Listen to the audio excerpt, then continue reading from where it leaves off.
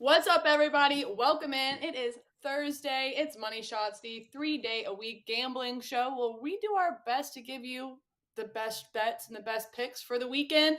We're going to talk about Thursday night football. We're going to talk about the college football weekend, maybe why Kelly says she wants to kill Rico. Not really sure what the deal is there. But let's just get in and say hello to everybody. Kelly, how are we feeling today? Because you seem like you're a little feisty.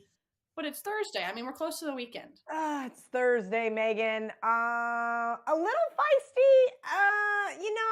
I'm just sick of hypocrites in my life. I'm just going to say that. I basically told Jack McCarthy, apparently there's nothing I can do to get canceled in real life now. So that just makes me very happy. Like, you guys unleashed a beast here at Barstool, and I'm just going to just do my best to be the worst version of myself as humanly possible. Rico, this is your conjoined twin talking. How do you feel? Are you Yeah, no, it's paddling the same canoe today? What's going yeah, on? no, it's My head chopped off. yeah, we were conjoined twins, and for weeks we had our arms around each other. Now I'm just getting punched in the face. So listen, I know what she's gonna say. Like I tried to jinx her, I tried to mush her, but like Kelly, isn't all fair in love and bets or bets and war or Put it whatever? on a t-shirt. Okay, listen, I am all for being assholes to one another. I'm in a group chat with 12 other men, one woman. I have not subjected Megan to it. The other woman is Errol Epstein. Well, you know, I probably wouldn't even text back. I'm not very. You would just leave the group. Most people just leave the group when they get added. The fact that some of them are still there, and then my favorite game is to just re-add them right when they leave. Like, no, bitch. We're all suffering together. You are not allowed to leave. But that being said, we all talk a lot of shit to each other, but you got to be able to give it and take it. And my whole thing is with Rico, that's fine. I understand. You were on North Carolina. I was on Duke. But if I pulled that shit with you, you would lose your mind. And please. If you had a team, hold on. If you had a team, we'll go ahead and put this on the hill to die on segment, so y'all can just argue this out really quick. This could be y'all's hill to die on. If you had a team who wasn't playing defense and you were trying to reverse mush yourself into a win, I'd be like, hey, Kelly used Jedi mind tricks. It's only worked for me one time. Katie Stats wanted to murder me during the championship game. I was tweeting fucking like Carolina banners, like photoshopped, like, hey, biggest halftime lead, like Carolina first. I was doing like, has a first year coach ever won? Because I had Kansas. I had a Kansas future and I had Kansas that night. It worked for me. She hated me, cost me a couple of bottle of wines and some apology texts. But like your bets are your bets. Like anything, as long as you're not like, lighting my house on fire, saying awful stuff, like you can do the reverse thing. So this is all I'm gonna say. You have to take the good with the bad. So if you're gonna do that to Katie, you're gonna do that to me. You won the bet. I did not win. Duke gave up a touchdown with less than 16 seconds left to blow the win. I had the money line. You didn't have the spread? Okay, fine. I obviously had the spread. Obviously, but I don't care about the spread. I want that plus money, Rico. What do you not understand about that? Listen, she's chasing the plus side. Let's put it this way. If I wasn't going to cover, I did want you to win outright. I didn't give a fuck about Carolina. That's a fact. But I was still in a position where like I could cover the spread. It wasn't like I was down 24 and I was like. All I'm going to say is that if I pulled that, I just want you to admit, if I did that to you, would you not be like, fuck this bitch, I'm out? No, I would say it's a veteran move. Like in gambling, you have to. I want to make sure. That's how we do it. David Gann do the handshakes. Yeah, no, it's all fair. Y'all can have that fairness, and that's why I'm glad I'm not in a group text, or y'all don't text me, because if y'all pull that shit with me, I fucked both of you. I know she's not that mad because she did it to you during the week. She's right back into it, so she wasn't that mad. Well, no. I'm not saying I was that mad. I wanted you to validate. If and when I do that to you, you're not allowed to be mad. No, that's what I said on Twitter. Could you imagine if I did this to Rico Bosco, what his retaliation would have been? Luckily, you can't throw a high noon can at my head. No. Whoa. Cheap shot. You know the pants I'm wearing. That's a cheap shot. He did tell us about the pants he's wearing. Why he ever wore those pants ever again? You can change. Apollo Creed, if I could change, you could change. We all could change.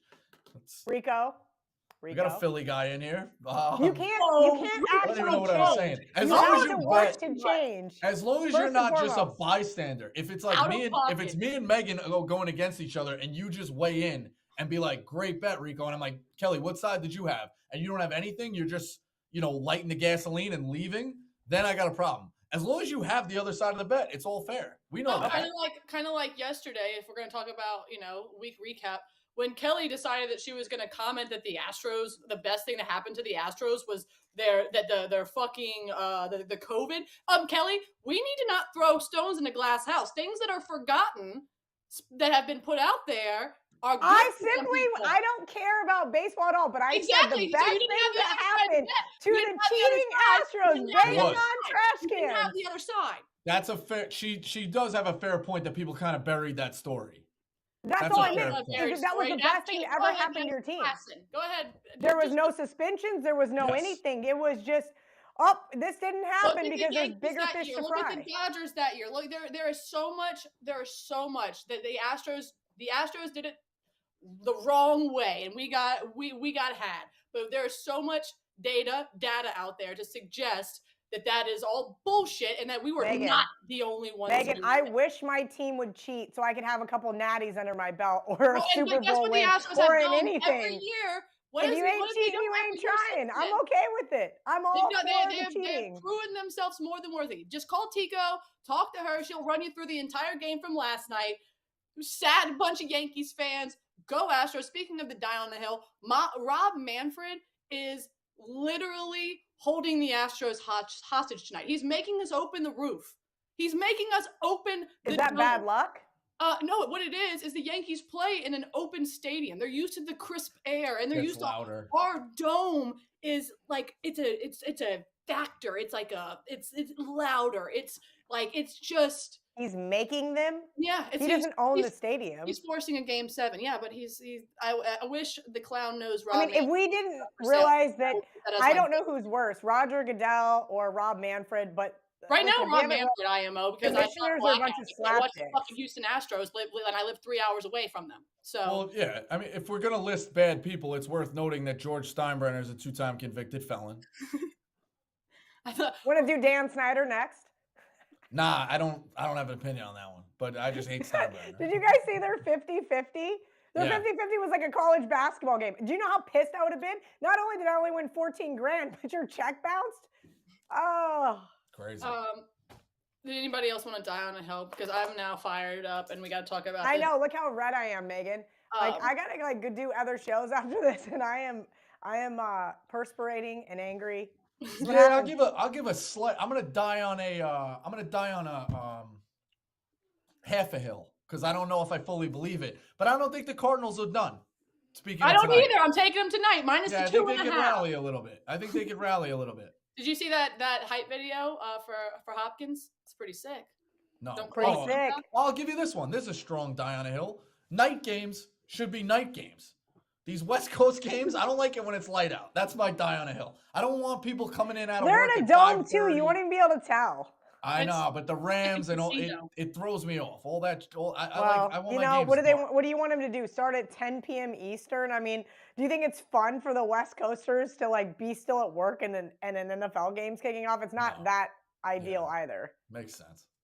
That's why I think Mountain Time is a great time. I think we should all live in Mountain Time. I think that's just a good standard time for everyone. What if we did that? Just got away with time zones. No time zones. No anything. No. I think we need time zones, but yes, I know what you're saying. I know we need time zones, but that would just be cool. Just a thought, for everyone just to like calm down a little bit. Everyone run on the same schedule. I think it'd be cool. All right, let's get to the college football picks this weekend or the board. I thought I didn't like it last week. Turns out I like it even less this week. So I'm not real excited here about anything that's going on. This is not something that I'm running to go and be like, I absolutely love this. I'm betting the entire board. Right now, I have 3 picks locked in that are official. I have a bunch of teeter-totter ones. But before we do that, I will say, hopefully you're liked and subscribed to the Barstool Sportsbook YouTube page, and you're able to go back and watch these shows throughout the week because obviously college football isn't until Saturday. You need this information, and you're going to need it all week long. So make sure you're following me, Rico, Kelly, and of course, like and subscribe. So let's go ahead. Let's start with Rico. I'm very interested in what you make of the board this week. I have a feeling you're probably playing some Pac-12. I don't love it. My favorite bet will be UCF minus the 5 going to East Carolina. No. See, I was looking at ECU there. I think Interesting. Kelly was too. Go ahead, Rico. Let's I don't like. I just the Golden Knights. don't like haven't going left the against state this. of Florida all I year. want to put my arm around Kelly again. I don't want to get punched in the face. It's a brutal way to live. He's just sucking all the nutrients from you, and you're gonna come out like a little 2-pound twin. And here's Kelly, this. You want to know what's funny, Megan? And baby. So the same witch that I had fact check your Giselle Tom stuff, I had her pull some stuff about Rico for me, and then she must have been drinking because it was like 1 o'clock in the morning, and she goes, "Ask your mom if she was pregnant with twins." I said, "What?" She goes, "You have a twin." And I said, "I don't have a twin." And she goes, "You had a twin. Maybe you ate it." That's literally what I will send you guys. That's what you're doing to Rico right now. And I'm like, oh my God, who says that to somebody? Like, that's what I woke up to on like Tuesday morning. I believe it. I mean, I'm scared of you. I would probably be scared of you in womb, in utero. I don't know. Start flipping my bets. Talk to Sydney Wells, because Sydney Wells is not afraid of me. I don't want her to be afraid of me. I love Sydney, but when she said that on the dog walk, I'm like, come on, Sydney. Yeah, I lean ECU here. Like I said, UCF hasn't left the state of Florida all year long. This is their first true road game. ECU, if you guys remember, I was on them week 1 versus NC State. Listen, this is not a Knights team that I'm wanting to lay points with on the road, just because I'm not sure who they officially are yet, right? So ECU 10-3 against the spread as a dog of 4 or more points. Lean towards East Carolina. I'm not going to be betting this team. I considered them for my parlay, but at 5, just not enough points. I don't have an official play on it yet either, but I leaned ECU. Tell us why you like UCF, Rico. Yeah, I like the defense. They allow 15 points a game. They fooled around with Temple for a little bit and then hung 70 on them. I know Temple's really bad, but the offense can get going. It's led by Plumlee. I don't know if he's one of the Plumlees from Duke, one of those famous brothers. Back when I did watch college basketball, now I can't watch college basketball, so I don't know if he's related. But he's a good dude. Just let it go. You walk right into him. Rico puts these spider webs up. I'll catch you up on. I'll catch you up on that one later, Kelly. Plumlee's a dual threat quarterback. You say you don't want to back UCF laying points on the road. A guy you can back laying points on the road is Malzahn against the spread road favorite 16-9-1. ECU's defense got outgained last week to Memphis. Allowed 28 to South Florida, 47 to Memphis, and lost outright to Navy. I think it can be close. It is a little bit of a look ahead for UCF, but I think UCF has a really good offense. I think they go get it done. Malzahn knows what's going on. He's navigating this team. Explosive offense. I think they get more plays done, and I think UCF is getting a little too much respect for an NC State game that was like 2.5 months ago. I hear you. Okay, I'm going to go ahead, and it's not my best bet, but it's one of my favorite bets of the weekend. I like Syracuse, plus the 14. Obviously, Kelly, some Clemson fan, tried to give you some bullshit information saying that they were Death Valley first. That's not true, and I won't. It sure looks like it. It looks like it. It sure looks like I'm not going to fucking listen to it, too. So, not the real Death Valley. So Syracuse is still undefeated, 3-0 in ACC play. They've been a dog just once this year, and they pulled an upset against Louisville. I just think this is a case of too many points here. I understand Clemson is Clemson and Dabo is Dabo, and this team rebuilds and reloads. But this Syracuse team is good. They are playing solid football. This game last year, I think, was a 3-point game, maybe 4-point game. Yeah, in New York. In New York, I get that, but I mean, this just seems to me like a book title, The Case of Too Many Points. And that's what I'm going to go for right here. I just think that there's a lot of grit in the Syracuse team. They don't want to lose a game. They want to keep going undefeated. I think they fight to the very last minute here. And Clemson maybe wins by 9, but I think Syracuse can easily cover this number. What are y'all's thoughts on that game? Megan, I liked FSU last weekend. I'm glad I didn't get to the window with them. They did have a chance to cover, if not win the game outright. But the reason why I leaned towards Mike Norvell's team was not because it was Mike Norvell's team, was because I'm not sure about this Clemson defense. They've given up 28 points last week to Florida State. 3 weeks ago now, Wake Forest, 45 in overtime. Very lucky to get that win, didn't cover. While I do think that they're going to be better here at home, Syracuse's defense is really good, and they keep teams out of the red zone. Now, this is going to be the toughest offense they've faced all season. I know our good friend Adam really likes the orange here. I'm just not sure I can get to the window with them. That's my issue. I'm not sure what I make of this team. No Leary last week for NC State was easy to back. Cuse in that spot. Now, not so much. Rico, what do you make of this game? I'm actually just texting Dukes right now because on the graphic on Pick'em it says Syracuse, and I don't think that's what I gave out. I'm not betting the game. I think it's a nice story. Well, it's Dukes. I mean, he could put fucking emojis on there for Christ's sakes. We don't know what he's doing. You love Dukes. I do love Dukes, but that doesn't mean he's illiterate. He's not illiterate. Okay. I think it's in the family, Kelly. I'm not insulting you. Take it easy. I think it's a nice story for Syracuse so far. I think they're going to try and run the ball. I do think Clemson can stop that. I think Dabo also is he's showing film of when they lost to him. He's showing film of 2018 when it was close. He's showing last year being like, don't overlook these guys. Don't overlook these guys. I kind of think Clemson, and I don't think Clemson's great. I think Clemson smashes them. Yeah, I think they're missing Brent Venables a lot, and Oklahoma's not loving Brent Venables a lot. So it's kind of a weird spot here with Clemson defensively. Doesn't Clemson have Notre Dame on deck? Yeah, but Notre Dame sucks. Yeah, I know, but it's still like a name, right? Like they're like that's still a name. Like you can't just look past them saying that they suck, and then all of a sudden they'll fucking pull an outright win against Clemson. So I don't know. I just feel like this is, again, as I said in my book, the case of too many points. And I could be completely wrong. As I said, I've only locked in 3 official bets. The other one, Kelly, I know that you're going to be on, so I'll go ahead and spill the beans. I like UCLA. I got them plus a 6.5. I know Austin Zoo is going to be fucking crazy. It's sold out, standing room only, supposedly. But again, this UCLA team has looked like a well-oiled machine. Not to mention you add in the little narrative of Chip Kelly being the Oregon coach some moons ago. Again, I just think this is too many points. I like UCLA. I think they've been playing some great fucking football. I know that Oregon is probably going to be their biggest challenge besides Utah last week. And I mean, they beat Utah by 3 touchdowns almost. I mean, I was all over the Utes that game. I love Utah, and now I don't really know what to make of them, or as UCLA, just fucking power team. What do you guys think? I know, Kelly, I know you were talking earlier, so I know. Yeah, I think UCLA is going to make my parlay, Megan, and I feel like I'm missing something here. When this line came out, it actually reminded me of when they were +3 versus Utah, and I told her, I said, what is going on here? Well, you've got the Bruins have the quarterback edge, the defensive edge. They have a ton of weapons on the offensive side of the ball. DTR is at the top of his game.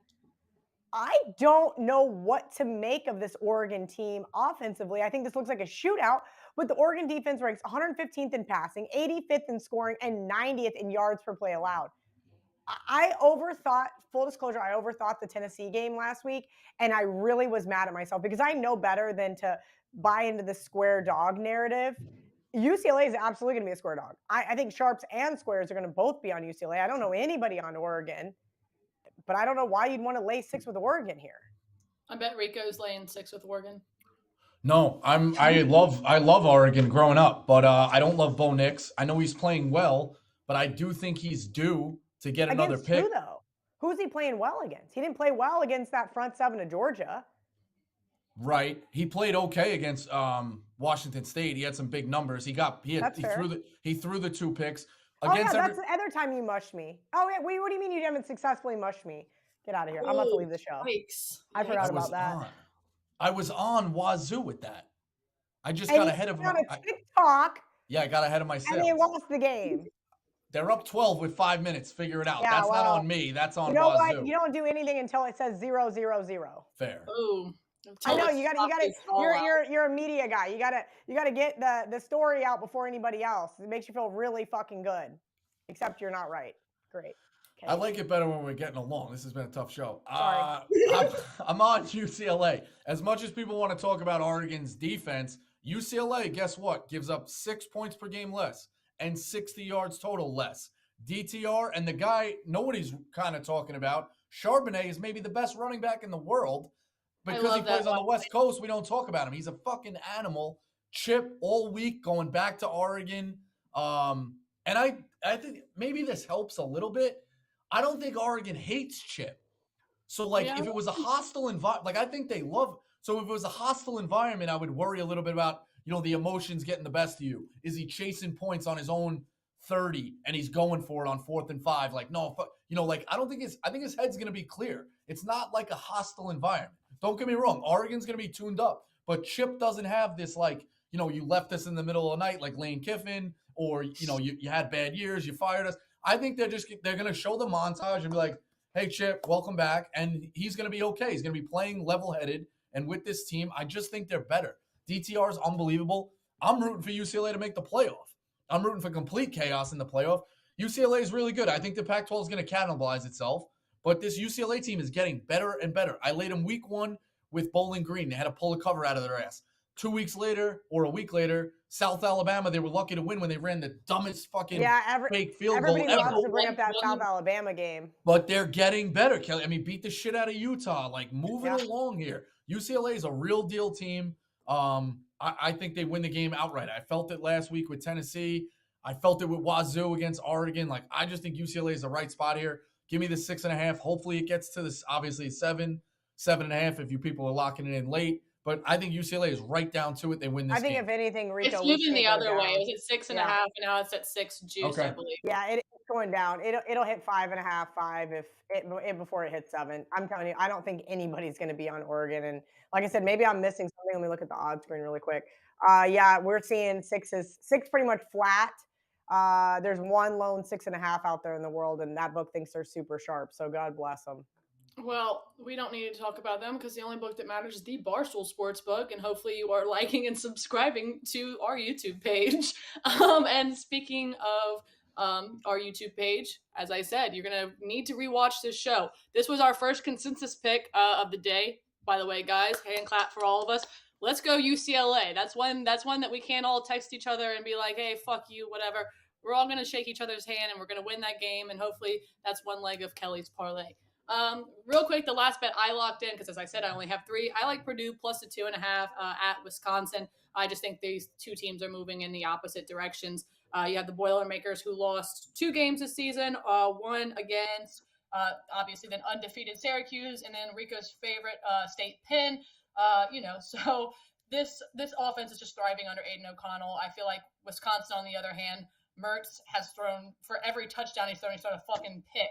So again, this game will probably be, Big Ten, low scoring, but I still like Purdue to cover the 2.5 here and probably win outright, but maybe even a touchdown. What do y'all think of that information in that game? I just don't know if Wisconsin should be favored by anybody right now. It makes sense. I would agree with that 100%. Dan said it on Pick'em, and then it was one of those, like, nowhere near my radar. I don't like betting Power 5 games in the middle of the road. Just not really something I get the best feel on. But Dan was like, you know what, Wisconsin, and then you're like, wait, that's the line? Purdue seems to make sense.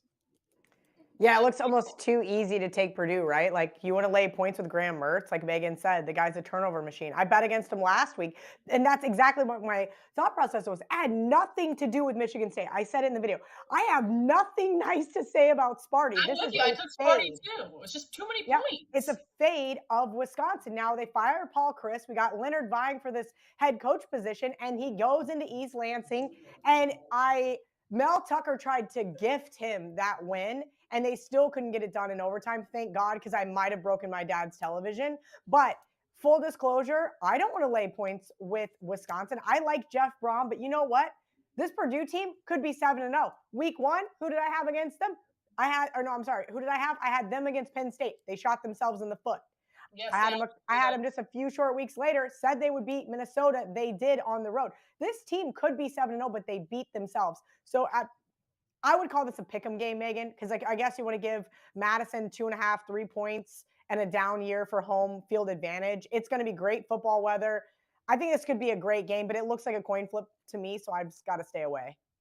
I hear you. I just can't help myself. I really like O'Connell, and I like him catching points. So I'm going to keep rolling with the Boilermakers. And for my dad, shout out Dad. Hold on. We have a little notification. All right. So we need to get the rest of y'all's picks because we need to wrap soon. So let's go ahead and get the rest of y'all's college football picks, and then we'll move on to Thursday night football, even though we probably don't have a whole lot to talk about there. So Kelly, let's hear what you might be thinking cooking up for the other two legs of your parlay. And then Rico, give us the rest you gave out on Pick'em or any other best bets that you can give out for the day. So Megan, I'm going to be on Liberty +7 over BYU. They are going to make my parlay. I'm looking for that elusive third leg. It has been plaguing me for weeks now, trying to find that third spot. Cal. You to text me about the quarterback for Liberty. Yes. Yes, we're going to see if Charlie Brewer does end up playing. There's some whispers that he might, whether he does or doesn't. I still like them in this spot. Fading BYU against the spread. Hopefully they can pull the upset at home. Oklahoma State, I'm waiting to hear about Spencer Sanders. Center, left tackle, and a couple other cluster injuries to that offensive line. I have not bet them yet. I'm afraid that if I do, it's going to happen like Kentucky did last week, where all of a sudden Spencer Sanders is a go, everybody's happy, and the line drops. Yes, Texas has a really solid defense, so really great offense versus really solid defense. Catching over a touchdown at home, catching almost a touchdown at home, at 6.5. I'll probably be on the Cowboys. I want to make a case for Cal. Washington is going into a bye week next week. Yes, Cal just lost to Colorado. They are at the bottom. Justin Wilcox might get fired. We'll see. I don't know if they can win the game outright, but 7.5 is too many points. We mentioned ECU, but I didn't think that the line was high enough. K-State has now fallen from 5 to 3.5, but Mr. 9 a.m. is going to get the win in Fort Worth. And another one I have circled as a possibility is West Virginia in Lubbock. We'll see. That team sure doesn't play defense, and I don't know if I can back them on the road, but I'm going to keep an eye on them over the next 24 hours. Basically, yeah, my parlay comes out in 24 hours, so by then I'll have all the answers that I need. I don't want to go into it like I did a couple weeks ago with injury concerns, and then we all get effed. All right, Rico, what are you thinking for the rest of No, I'm glad you saw that emphatic. I'm glad she said it because I wanted to suggest it and then I didn't want to talk her into it. Yeah, you talk about teams just laying too many points, the classic line. Why is Texas Tech laying a touchdown? West Virginia is fucking spunky as hell. Went and beat Baylor last. They just keep scoring. They were only laying a point or 2 points to Virginia Tech. That fucking dead offense and beat the shit out of them. West Virginia is like a decent Big 12 team. They're not great. They're not going to wow anybody. I would agree. They play hard. They got a real deal quarterback. They can score. I'm on Northern Illinois -3 as a road favorite. Rocky Lombardi is a quarterback. He's back. They're going to Ohio, who can give up a lot of points. I was hot. Yeah, great name. I was high on this Northern Illinois team. I was holding them to win again. The MAC fell apart, lost some close games, lost games they shouldn't do. They're not going to hit their win total, but they're still very good at full strength. Charlotte -14.5, and the Charlotte team total over. FIU is that bad. I'm telling you, the Charlotte team can score. FIU will make them look good. I do. I'm on the right side of their. Oh, no. I was on them as like favorites, and then I flipped to the overs. I was like, we'll make money on overs because they can't stop anybody. Last week died, but overall their overs have been really good. Maryland -13.5. I think they kill Northwestern. Texas, Oklahoma State over the 61 will be super small now because of Spencer Sanders, but I think Big 12 overs are back. Texas will score on them. We touched on UCF. And the Ohio State team total over 38.5 against Iowa. It's definitely a look ahead. They got the Colt in State Pen on deck with Ohio State. But Iowa gave up 27 to Michigan, who I don't think has an explosive offense as Ohio State. And Michigan sleptwalked through the first half. I think they were down like 10-0. So you like the team total over just the spread because the spread's what, 31? Yeah, I'd like the team total over 38.5. Just in case, but just to give you some room for a backdoor. Yeah, just in case. Like I don't want to. I do think with the look ahead, whatever. But I think Ohio State can score at will. I think Ohio State is hearing a little bit of chirps, like haven't played anybody. Is this offense dynamic? I think it's a Ryan Day like kind of flex on the table spot. And I would probably I'm going to probably add West Virginia too, because I just the principal play. I don't think it. Last week everybody was like, "Oh, you want to take points with Stanford? That's gross." Yeah, guess who else is gross? Notre Dame is gross. So give me the Yeah, 17. I I wish had I played the Stanford on money my line. long list, and I I wish I cannot played the believe I money didn't line. play I him. knew Notre Dame wasn't going to blow them out. So if you think they're going to be in the I'm so mad at game, myself. very mad All at right, that let's money move line. on to Thursday night football really quickly. I know it's not the the pinnacle of games, but we have the Saints headed to Arizona to play the Cardinals. I said earlier in the show, I'm on the Cardinals minus the 2.5. I don't like being on this side. I don't like liking this side. I don't like laying points with the Cardinals. But this is both teams have underperformed. This is kind of a must win for both teams. But if Cliff Kingsbury likes being coach, he might need to, win a game, especially at home where they haven't done it all season. We have 8 days until the new Call of Duty drops. Kyler's got some time. I like the Cardinals minus the 2.5. And also, if y'all didn't see DeAndre Hopkins' hype video, pretty fucking sick. And Jersey Jerry with the signs, just that one just took a left turn. I loved it, absolutely loved it. So Cardinals minus the 2.5. Kelly, Rico, go ahead, and then we'll get out of here. Yeah, I'm not overthinking it, Megan. This is easy. 2.5. Tease them with the Colts. Divisional game with the Colts, no problem. I'll take over a touchdown tonight. The Saints have been competitive in almost every single game they played in, Megan, outside of that second half of the Bucks, which was complete BS, but that's beside the point. I think they can keep it respectable, so easy not to overthink it. I teased them with the Colts yesterday. Well, hopefully we can get a nice middle. Rico, what you got tonight? 3-point game. Everybody's happy. Yeah, I think the Cardinals are still a little live here, but I think no statement when you're watching this team and they just don't show up in the first quarter. But I think they'll rally at home. So I would lean Arizona. But the plays I have officially made are Saints over 1.5 field goals and the total over 3.5 field goals for the game. It's no double dip. Field goal props. So the double dip will be Hopkins. Okay. You know what? I want to take Murray bad though. Hopkins. It's gonna be Hopkins on the return. I'll be a basic. I'd have to look and see how opposing quarterbacks have done against the Saints. Mincy's super in tune with the Saints, and he's like, we haven't played super running. He says he is. We haven't played super in tune running quarterbacks. I think Murray around the goal line might just be their best bet. Broken play, and then you obviously get the sneak. I don't know. I want to hit one of those big monsters. So I think I think definitely would be a bigger monster with Kyler for sure. Yeah, with Kyler. If you want to hit one of those big monsters, you need to start doing the parlay plus during NBA. I'm going to start figuring it out. I haven't handicapped NBA in a couple of years since I worked for them, but I think I'm going to go back to it. I've been dabbling here and there with some NBA stuff, and it's been working out well. So I think that's where you want to look in the prop market. It is very, very soft right now, Rico, and I think you could easily hit some of those double props that we have offered and over 3-pointers, things like that. All nice plus money. You could hit one of those monster parlays. All right, so Rico, let us know. Tweet out what the double dip is. You gotta let us know. Whenever you decide. It's gonna be Hopkins. It's gonna be Hopkins. It's gonna be Hopkins. Hopkins for the double dip. All right, guys. That's all we have. I am unfortunately not going to be in tomorrow or Monday. I will be in Baton Rouge.